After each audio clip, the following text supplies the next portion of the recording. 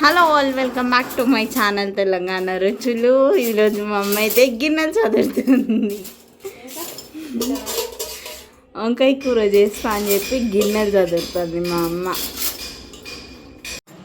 Hello all welcome back to my channel Telangana రుచులు. ఈరోజు ఏంటి మా స్పెషల్? ఈరోజు వంకాయ పచ్చికారం, వంకాయ పచ్చికారం కర్రీ ఫ్రైయా ఫ్రై పచ్చికారం ఇగురా బనీ ఇగురు చేస్తుంది మా అమ్మ. కాలేదు.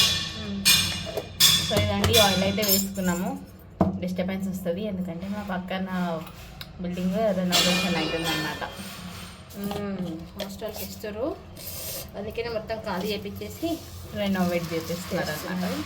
అందుకనే మా మాటలు తక్కువ పడతాయి, వాళ్ళ పనులు ఎక్కువ పడతాయి. అందుకే మనం కూర మాత్రమే చూడాలి, మాటలు వినకూడదు.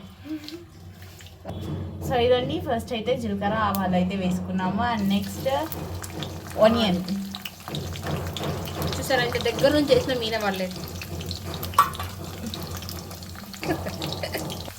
సో ఇప్పుడు అయితే ఇందులో పచ్చిమిర్చి వేసుకున్నాము. అంటే ఆలోచించిన పచ్చికారం కదా, పచ్చిమిర్చి వేయాలా వద్దా అని. అప్పుడు రెండు వేస్తే బాగుంటుందని వేసా. నెక్స్ట్ కరివేపాకు. సో ఇదండి వంకాయలు అయితే చిన్నగా కట్ చేసుకున్నాం అనమాట. చిన్న వంకాయలు ఇవి, పొడి వంకాయ కాదు. ఇప్పుడైతే ఇందులో కొంచెం పసుపు తర్వాత అల్లం వెల్లిగడ్డ పేస్ట్. మాకైతే అసలు వాటర్ ప్రాబ్లం అయితే ఈ సంవత్సరం తగ్గినట్టు కనబడతలేదు. తీరలేదు. ఈ పట్టుకోవడం, వాడుకోవడం, మళ్ళీ పట్టుకోవడం డే మొత్తం ఇది అవుతుంది. పొద్దున పట్టుకొని మధ్యాహ్నం పని చేసుకోవాలి, సాయంత్రం పట్టుకొని పొద్దున పని చేసుకోవాలి. నువ్వు ఎక్కడ అడ్డం పెట్టినావు? స్పీకర్ దగ్గర అడ్డం పెట్టినావు. ఇంకెందుకు వినబడుతుంది? ఇవే సరిపోతున్నాయి. మా డైలీ రొటీన్. ఎవరన్నా ఏదైనా పోవడము అవి ఉంటాయి, మాకు అట్లా కాదు.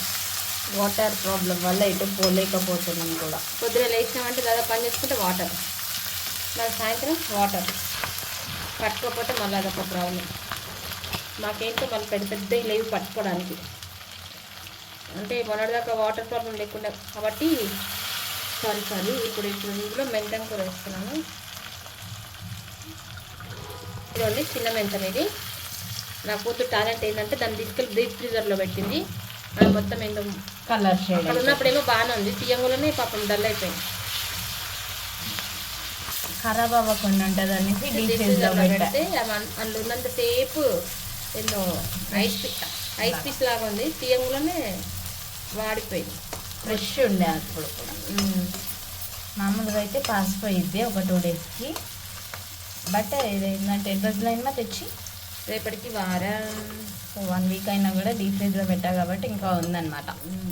ఇప్పుడు ఇందులో వంకాయ వేసుకుందాం. సో ఇదండి వంకాయ అయితే వేసేసుకుంటున్నాము. సో ఇదండి ఒక్క 2 నిమిషాలు మగ్గనిద్దాం. ఈలోపు ఏంటంటే మిక్సీలో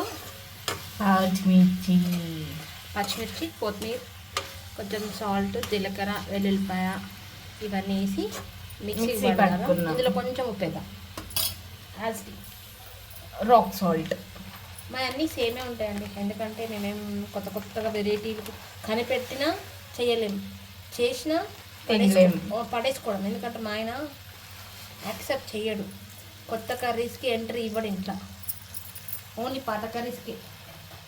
అది చేసిన ఏమైందంటే నేను నా కూతురు తినాలి, దాని తర్వాత పడేయాలి, వేస్ట్. ఆయనకు నచ్చినవి చేయడం బెస్ట్ కదా. ఆయన దేనికి అలవాటు పడ్డాడో అవే. ఇక కొత్తగా ఏదన్నా చూసి చేసినా అది మా ఇద్దరికి అవుతుంది. తినడు, ఆయన తినని ఎందుకు ఇంకా వేస్ట్ కదా. అందుకే చెయ్య. మేము డైలీ ఏం చేసుకుంటామో మా ఆయనకి ఏది ఇష్టమో అదే చేస్తాం. సో ఇదండి వంకాయ అయితే సాల్ట్ వేసాను కదా. ఇప్పుడైతే ఇది మూత పెట్టేసుకోవాలమ్మా. మూత పెట్టేసుకుందాం. సో ఇది మగ్గేంతలోపు మనమైతే పచ్చిమిర్చి అయితే పేస్ట్ చేసుకుందాం. సో ఇదండి పచ్చిమిర్చి, కొత్తిమీర, ఇందులో ఒక 4-5 ఎల్లుల్లిపాయ, అండ్ ఇందులో కొంచెం జీలకర్ర, ఇదండి కొంచెం జీలకర్ర. ఇందులోనే కొంచెం సాల్ట్ వేద్దాము, ఎందుకంటే పచ్చిమిర్చి బ్లాక్ అవ్వకుండా ఉండడానికి.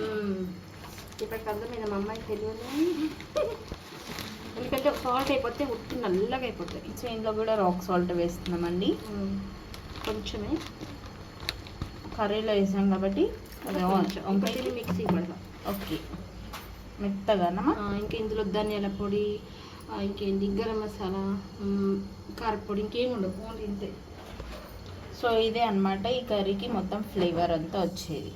సో ఇదైతే మిక్స్ పట్టుకుందాం ఇప్పుడు. సో ఇదండి మరి మెత్తగా కాకుండా కొంచెం బరక పచ్చ చూసారా. ఇప్పుడు కర్రీని చూద్దాం. సో కర్రీకి మెయిన్ పేస్ట్ అయితే రెడీ అయిపోయింది అనమాట. సో ఇదండి ఇక్కడ వంకాయ కూడా రెడీ అయింది, మగ్గిపోయింది. అదే పళ్ళుదో కూడా పేస్ట్ అనే అది కాదు, సో కర్రీ పేస్ట్. ఇప్పుడు ఇది వేసేద్దామండి. వంకాయ కూడా మగ్గిపోయింది, మనం సాల్ట్ వేయడం వల్ల తొందరగా మగ్గిపోయింది. రాక్ సాల్ట్ కాబట్టి ఇంకా తొందరగా అయిపోయింది. సో ఇదేంటి పచ్చిమిర్చి పేస్ట్ అయితే వేసేసుకున్నాము. బాగుంటుంది ఈ పచ్చికారము, సొరకాయలు వేసుకున్నా బాగుంటుంది, సూపర్ ఉంటుంది. ఇంకా వేరే దాంట్లో నాకు తెలియదు కానీ సొరకాయలు అయితే వేస్తాను నేను, బాగుంటుంది. గ్రీనిష్గా ఉంటుంది, మనం అన్నం తింటప్పుడు కూడా కారం కాకుండా అన్నం గ్రీన్గా ఉంటుంది. సో ఎప్పుడు కారంతో నేను తింటామనేసి ఈరోజు పచ్చికారం వేసుకున్నాం అనమాట.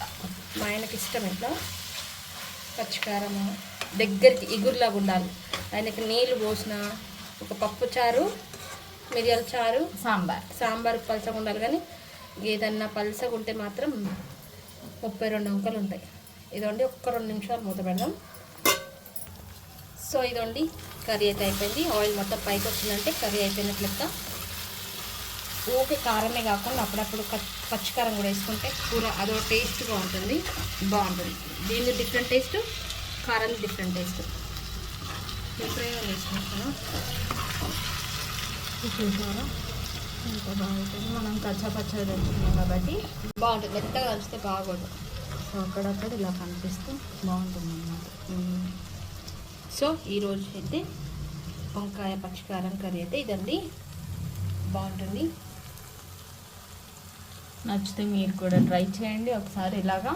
సొరకాయలో కానీ వంకాయలో కానీ బీరకాయలు కూడా వేసుకుంటారు అనుకుంటున్నా, కాకపోతే నేనైతే సొరకాయలు ఎక్కువ వేస్తాను. సొరకాయ, పాలు, పచ్చికారం సూపర్ కాంబినేషన్, బాగుంటుంది. సో ఈరోజు వీడియో అయితే ఇదేనండి. Thank you.